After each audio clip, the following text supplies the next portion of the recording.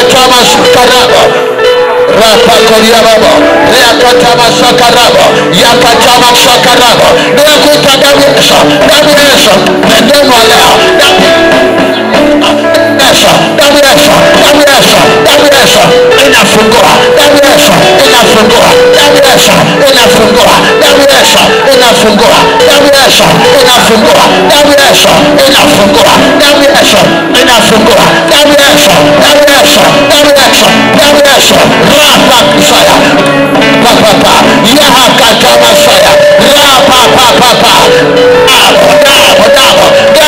damu nakuta damu Yesu kama ni uponyaji ita damu Yesu kwa ajili ya uponyaji wako ukombozi wako hiyo damu naita damu Yesu naita damu Yesu naita damu Yesu naita damu Yesu damu ya Yesu damu ya Yesu damu ya Yesu damu ya Yesu funguka kwa damu Yesu kwa damu Yesu kwa damu Yesu rabo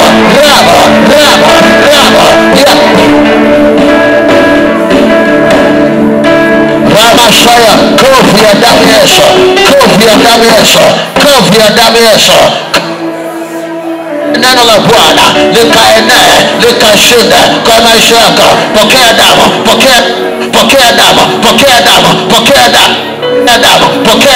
pokea damu ya ukombozi kwa maisha yako damu Yesu damu Yesu damu Yesu damu Yesu damu Yesu damu Yesu damu Yesu damu Yesu damu Yesu damu Yesu damu Yesu damu Yesu damu Yesu damu Yesu ikafanya ondoleo damu ya Yesu ikafanya ondoleo damu ya Yesu damu ya Yesu ikafanya ondoleo damu ya Yesu damu ya Yesu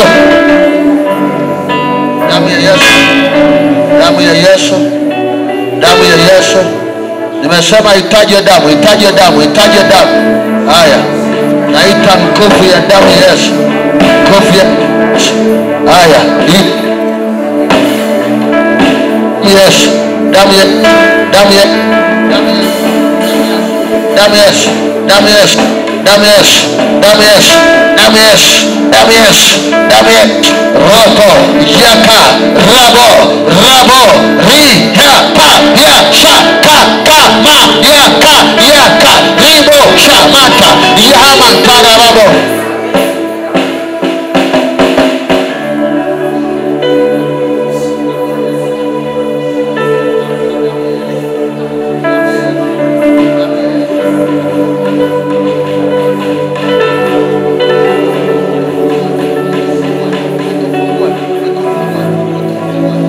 kuita damu ya Yesu wama na damu ya Yesu wanaofunguliwa achana nao waendelea na yako damu ya Yesu damu ya Yesu damu ya Yesu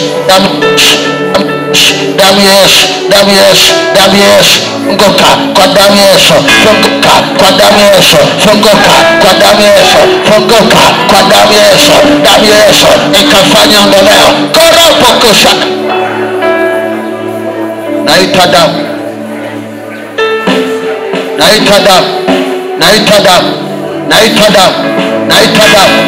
hiyo ita damu haya kuna moto huo wa damu ya Yesu kuna moto huo wa damu ya Yesu kuna moto huo wa damu ya Yesu damu ya Yesu damu ya Yesu damu ya Yesu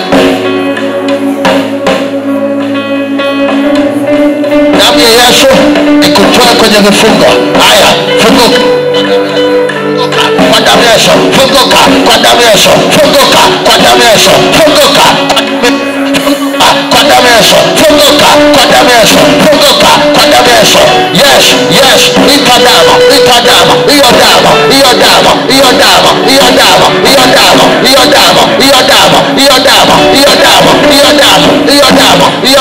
hiyo damu shakarabo yakatama shakarabo damu ya Yesu inafuta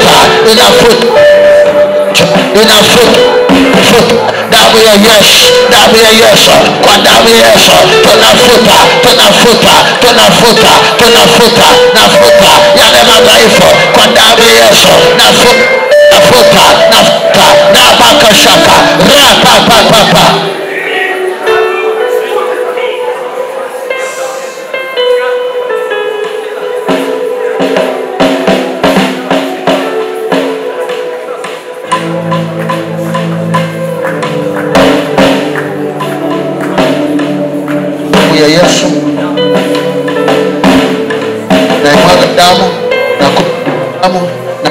kumwagia damu, na kumwagia damu, na kumwagia damu katika jina la Yesu, na kumwagia damu.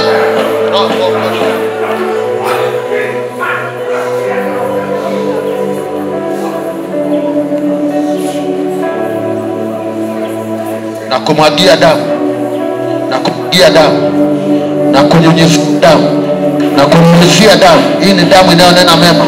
Na kunyunyizia damu, na kunyunyizia damu hiyo.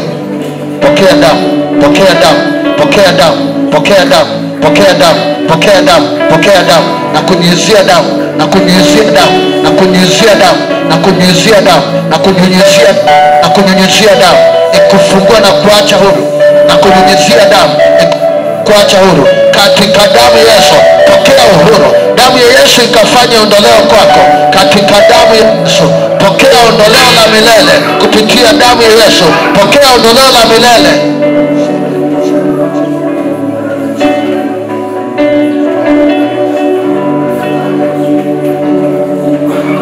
Damu ya Yesu, damu ya Yesu, damu ya Yesu, damu ya Yesu, damu ya Yesu.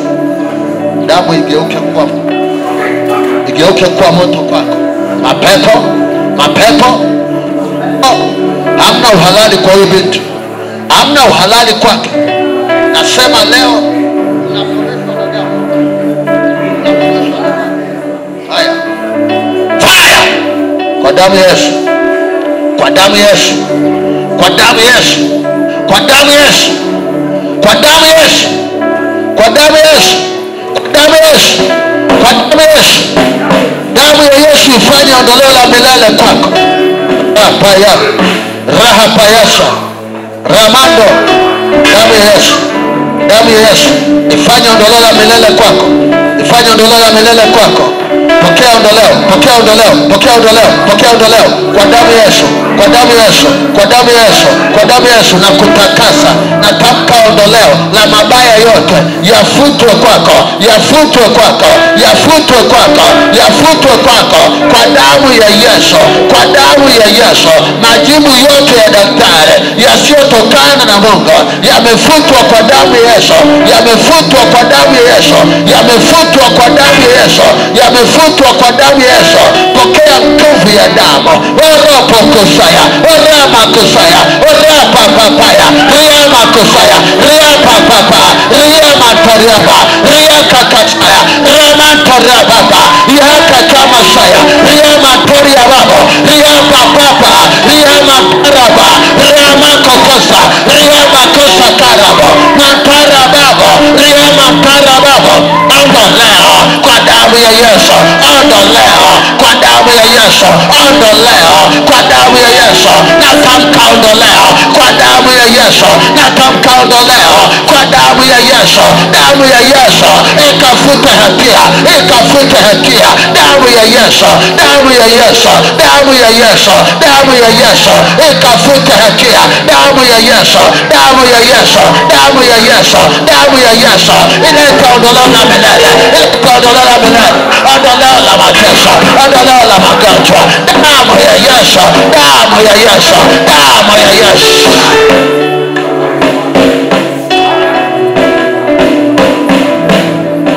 Kwa damu ya Yesu na kufutia maagano, kwa damu ya Yesu, kwa damu ya Yesu, kwa damu ya Yesu. Funguka robo saya. Kwa damu ya Yesu pokea ondoleo la milele, kwa damu ya Yesu. Rika maka saka rabo kari ya babo.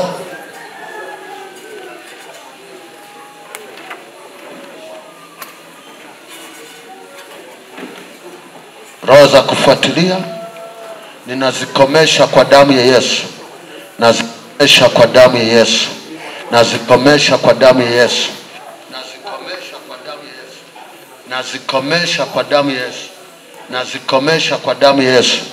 Kuanzia leo pokea ondoleo la milele, pokea ondoleo la milele, pokea ondoleo la milele, pokea ondoleo la milele, pokea ondoleo la milele kwa damu ya Yesu. Pokea ondoleo la milele kwa damu ya Yesu. Pokea ondoleo la milele kwa damu ya Yesu. Pokea katika damu ya Yesu. Pokea ondoleo la milele kwa damu ya Yesu. Pokea ondoleo la milele Yesu, pokea ondoleo la milele kupitia damu ya Yesu na kwa jina la Yesu, na kila mwenye uhai aseme amen. Sema amen. Sema kuanzia sasa ninapoondoka hapa, majibu yangu yamebadilishwa, maisha yangu yamebadilishwa. Sita na mimi fulani, Yesu anaishi ndani yangu katika jina la Yesu. Ngoja nitamke. Baba, kwa jina la Yesu naamuru mateso, vifungo, na yule nasikia vichomi tumboni, Bwana akuponye sasa hivi katika jina la Yesu. Nakomesha kila shida na maumivu yote na hali yoyote. Natamka historia yako ikabadilishwe katika jina la Baba, Mwana na Roho Mtakatifu, na kila mwenye pumzi aseme amen. Haleluya. Yesu makofi tena. Kuanzia leo kama nilivyotulia, kama nilivyoomba kwa ajili ya heri na nimepata majibu aliyosema daktari, nimeleta majibu ya Mungu ya uzima kwake kwa kielelezo hiki, na wewe nimekutangazia majibu mapya. Nimefuta majibu mabaya kwenye maisha yako, iwe ni kwenye elimu, afya yako, yamefutwa. Kuanzia sasa utembee katika ya uzima, uwe na majibu mapya. Kila eneo la maisha yako uwe na vitu vya kumshangilia Bwana. Shangilia Yesu kwa ushindi wako.